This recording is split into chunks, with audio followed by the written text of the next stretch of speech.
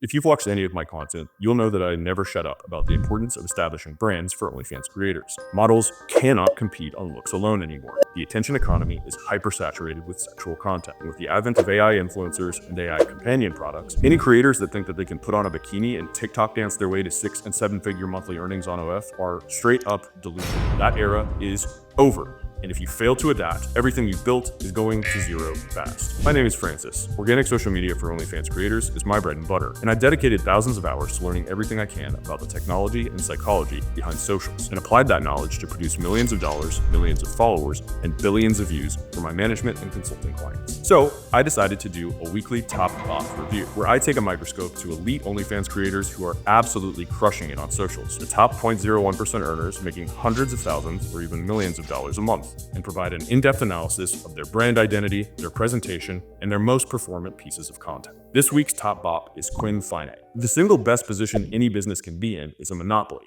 and Quinn has an absolute monopoly on her niche. She is what I would consider a fully unique, one-of-one creator. There is absolutely nobody else on Instagram doing what she does. She's carved out a niche that it would be basically impossible to replicate without just straight up copying her. And as I've stated in other videos, being a copycat version of an existing creator is a losing proposition in the long run. It's like opening up a hamburger restaurant next door to a McDonald's. So what is her niche exactly? In the mid-2000s, the actress Zooey Deschanel starred in tons of blockbuster romantic comedies as an archetype now popularly known as the Manic Pixie Dream Girl. Manic Pixie Dream Girls are kind, quirky, and offbeat. Their primary function in the films that they appear in is to bring wholesomeness and lightness and laughter to the male lead's otherwise dreary 9-to-5 life. Quinn is what I would describe as the antithesis of that archetype. More of a schizophrenic demon nightmare girl. You know that one girl you dated who very obviously should be in a mental institution? The one your friends tried to warn you about repeatedly, but you ignored them because she could suck a tennis ball through a garden hose? The one who would leave you 150 voicemails threatening to off herself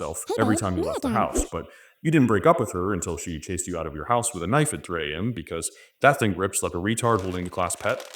No? Just me? Okay. Anyway, Quinn is basically the platonic form of that girl. Her shtick is basically skit comedy of her behaving in a way that is simultaneously extremely unhinged and hypersexual, and she is fully committed to that bit in a way that makes the viewer doubt that it's a bit at all. Perhaps it would be easier to show rather than tell, so you get a sense for what I'm talking about.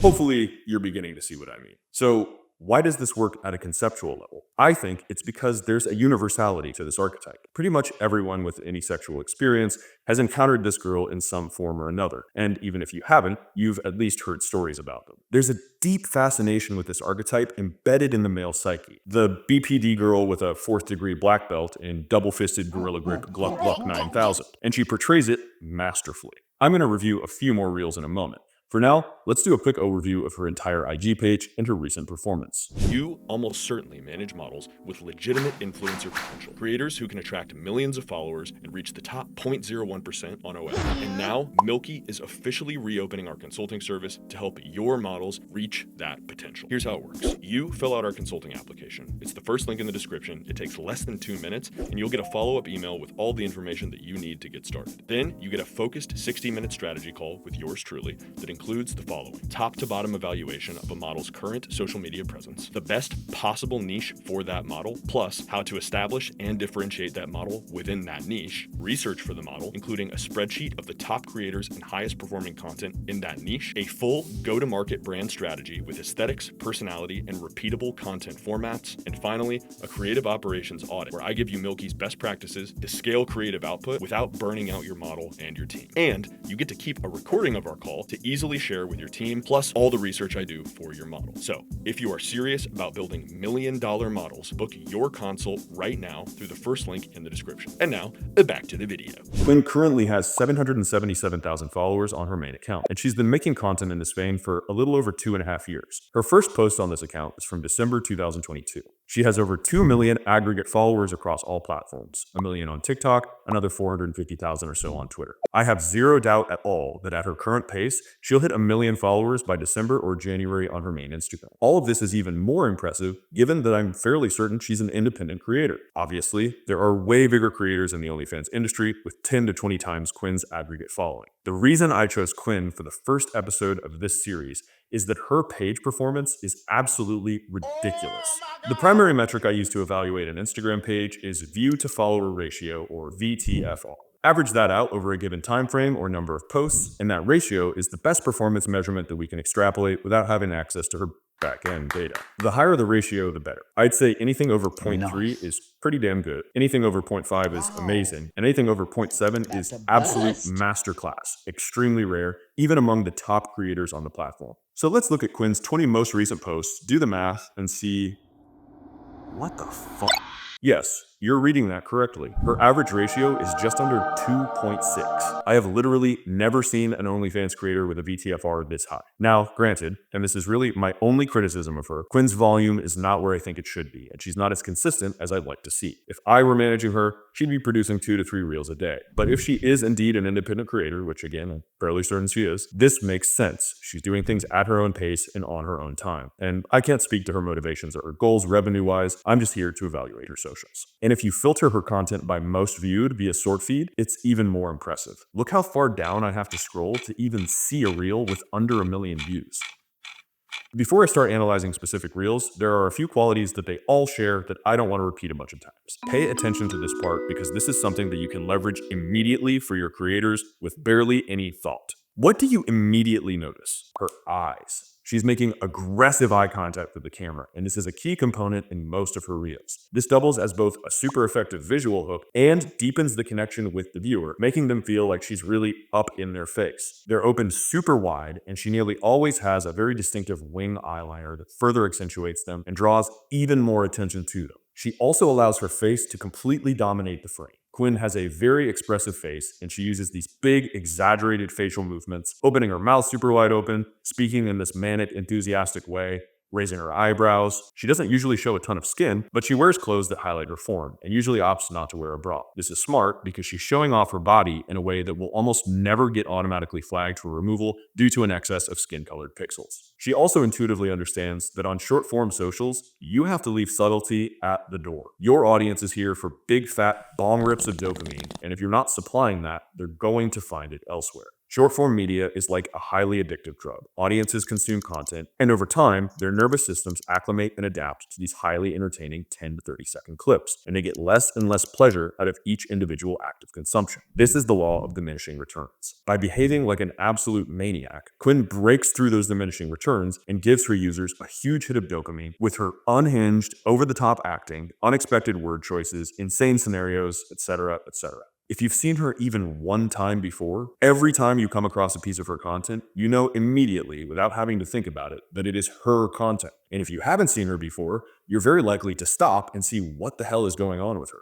Think about your most performant model. How can you apply these concepts to her? What distinctive features, facial or otherwise, can you draw attention to with makeup, costumes, movements, or edits? How can you utilize those features to make content that will immediately catch someone's eye and give them that rush, even after they've been doom scrolling for an hour already? If you want to get good at socials, those are the skills that you have to develop until they become reflexive. Now that I've covered that, let's watch what I think are some of her best pieces of content, and I'll explain what she's doing so that you can incorporate it into your content. These are two good examples of what started getting her traction on socials in the first place as the crazy eyes psycho girl.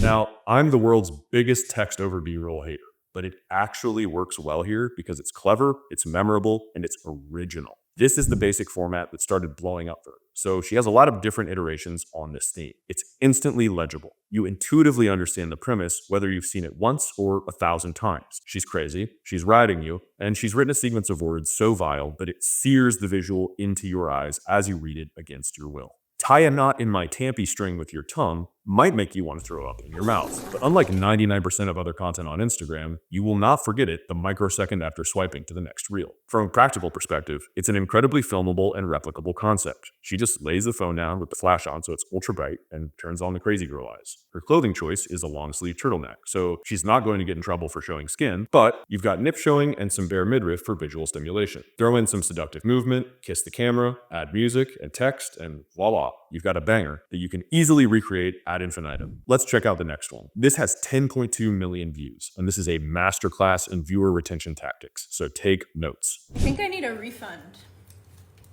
Watch. Wait for it. It's gonna come. It's happening.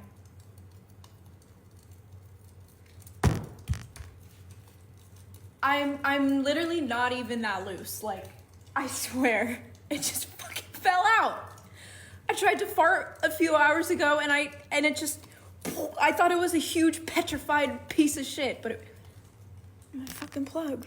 Something I like here is that it's intentionally amateurish. There's no music, there's no fancy sound effects, there's no graphics, and she's left the part where she's turning the camera on in the final cut. But the real thing to take note on is how good she is at keeping your attention the entire time, purely through the content. Even though the first 10 seconds, there's basically nothing actually happening. Let's do an action replay. So she hits record and immediately says, I should get a refund. This sets up the viewer to think something might be wrong with the dress she's wearing. So they stick around to see what's going on. She keeps the viewer on the hook. At the 3-second mark, she says, watch. At this point, you're still trying to figure out what's wrong, what it is that you're missing. At 6 seconds, she says, wait for it, keeping the viewer engaged for just a little bit longer, letting them know that there will be a payoff. At 8 seconds, it's gonna come, keeping you on the hook for a little bit longer. And then it's happening at 10 seconds, then at 14 seconds, the payoff. These little tricks amount to her just verbally coaching the audience to stick around, such that she has successfully gotten you to sit there for 14 seconds, just standing with her hands on her hips in front of the camera. And the icing on the cake is that if you don't know what to look for, you can easily miss the plug falling out, which increases the likelihood that you'll watch again to see,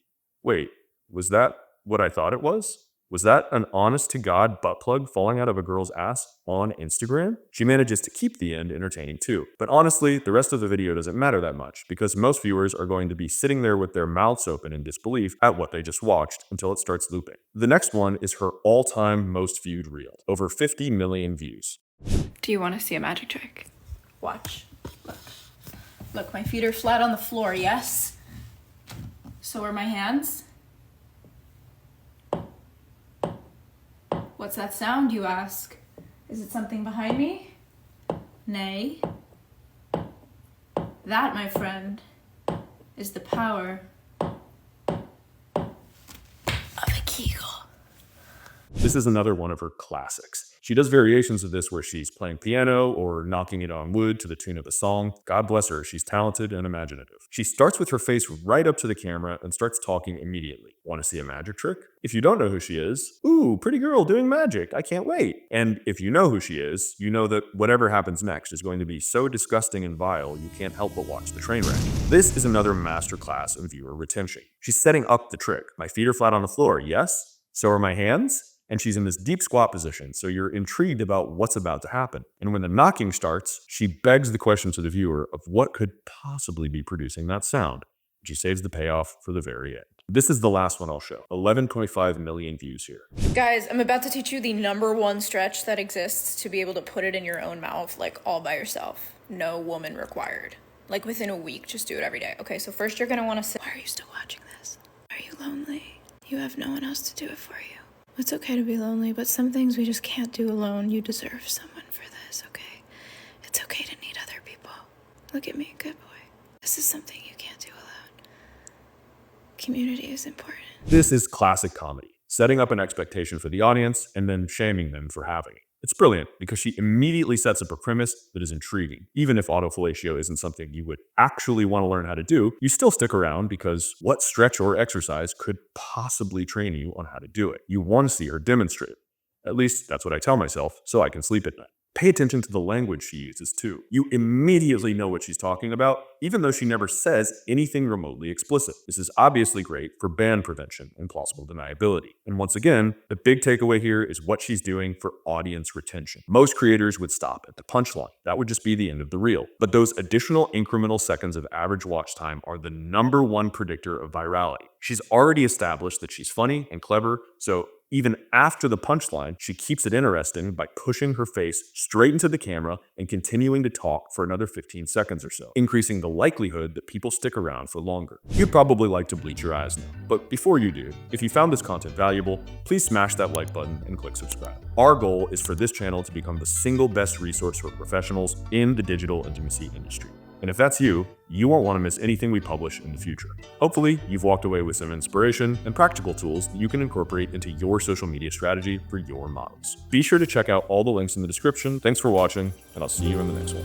I wish I could take a picture of my big natties or my feet and post it to the internet and call it a fucking day, but I gotta do shit like this now.